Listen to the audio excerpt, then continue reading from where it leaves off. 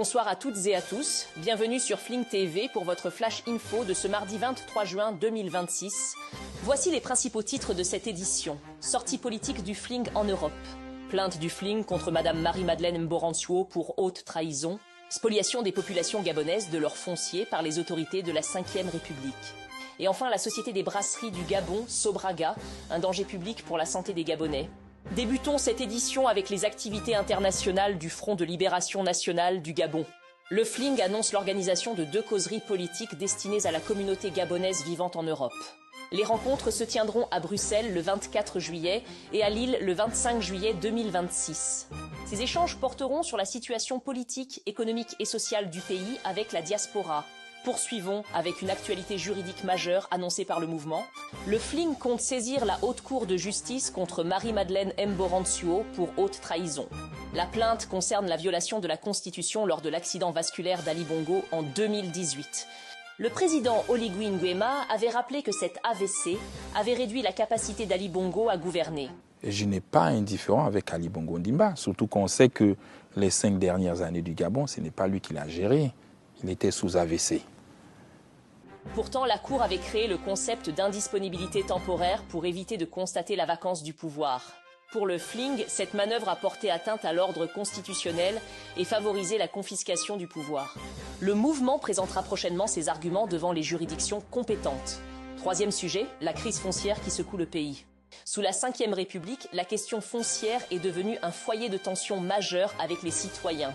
De nombreux Gabonais dénoncent des expropriations illégales au mépris total du droit de propriété. La cinéma tu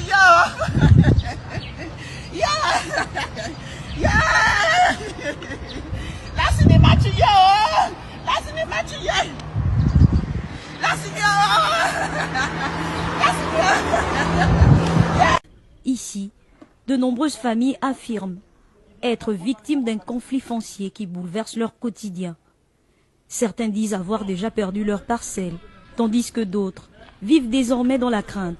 Le mis en cause dans cette affaire, la Société nationale immobilière, accusée par les riverains d'empiéter sur des terrains qui leur appartiendraient. Au mois de janvier, je crois, à partir du 26-27 janvier, le ministre de l'Habitat, M. Mees Moussi, et le nouveau DG de la SNI, M. Ondunda, nous ont entretenus ici. Et ils nous ont dit que le président de la République a pris une mesure sociale forte, à savoir celle de régulariser les populations. Le délai qui avait été donné pour la régularisation du cadre bâti était de 4 mois, de février en mai. Alors, donc nous sommes surpris de constater que ce délai-là n'est même pas encore épuisé. La SNI a procédé à une démolition totale, sans instruction des autorités judiciaire, dans la mesure où la loi dit, même si nous sommes détenteurs d'un titre foncier, ça s'applique aussi bien aux personnes physiques qu'aux personnes morales. Et l'État n'est pas exempté de respecter ce droit-là. Il y a des procédures d'expropriation des populations. Généralement, il y a 2 procédures. Soit on vous dédommage, soit on vous reloge. Une modification récente fait désormais de l'État le propriétaire de l'ensemble du foncier national. Certaines opérations profiteraient à des buts spéculatifs, notamment au bénéfice de sujets libanais. Terminons avec une alerte sérieuse concernant la santé publique. La Société des brasseries du Gabon est accusée d'être un danger public pour la vie des citoyens. Ces produits sont soupçonnés de contenir des substances nocives favorisant le diabète et l'hypertension. Les citoyens fustigent l'inaction de l'Agaza et le manque de fermeté dans le contrôle sanitaire. Exemple sur les whisky cola. Ce qui n'a pas plu dans les whisky cola, c'est le taux d'alcool. C'est écrit 7 sur l'étiquette. Mais quand on fait les analyses, il y a 12 ou 13 degrés d'alcool. Donc, ce qui est écrit est inférieur à ce qui est à l'intérieur. C'est le cas. Donc, ils procèdent à l'analyse. Ici, en faisant les analyses, que tout a basculé. Et quelle est l'anomalie qui a été signalée par les douanes françaises? Sur les régab, il y a le problème d'étiquetage et le problème des composants derrière, parce qu'ils disent que c'est juste écrit que c'est une régab à base de maïs, mais on ne nous donne pas les différents composants mis dans la régab, à part dans les analyses qu'ils m'ont donné pour pouvoir donner à la douane. Donc il y avait le problème d'eau et des étiquetages sur la régab. Et sur les boosters, c'est les composants qui ont un problème. Sur la zombie, le gem-gem, booster banane, c'est les composants. Ils m'ont dit qu'il y a plusieurs dans une seule bouteille. Il y a le triple de l'acide bosamique, du triple de l'acide phosphémique, et que les conservateurs étaient énormes et citaient des risques pour le corps humain à long terme, que ce n'était pas recommandé de les boire. J'ai dit non, c'est pas possible, nous on les boit au Gabon. Ils disent alors, c'est pas normal, il faudrait que vous revoyez, que le gouvernement revoie, parce que ce sont des boissons à long terme qui nous donneront du cancer, des AVC, des insuffisances rénales, de la goutte, et qui bouchent pour certains corps des parties de trompe et qui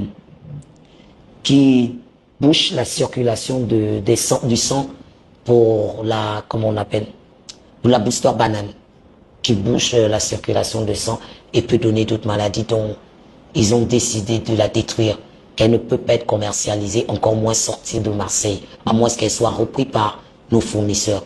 Et Sobaga a refusé de la reprendre.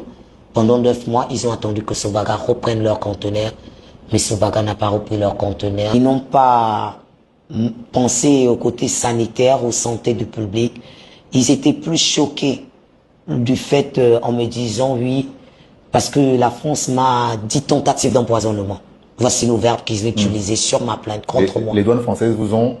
Non, là c'est le commissariat, parce que quand la douane française s'en occupe, on vous directement, il faudrait que la police vienne vers vous, histoire de relater, que vous puissiez relater votre effet. Donc, en un mot, pour pouvoir définir l'assemblage des boissons qui n'étaient pas conformes, ils ont mis tentative d'empoisonnement de mon côté. J'ai dit, ben, si vous me dites tentative d'empoisonnement, je suis que client, c'est que la Sobaga fait vraiment de la tentative d'empoisonnement.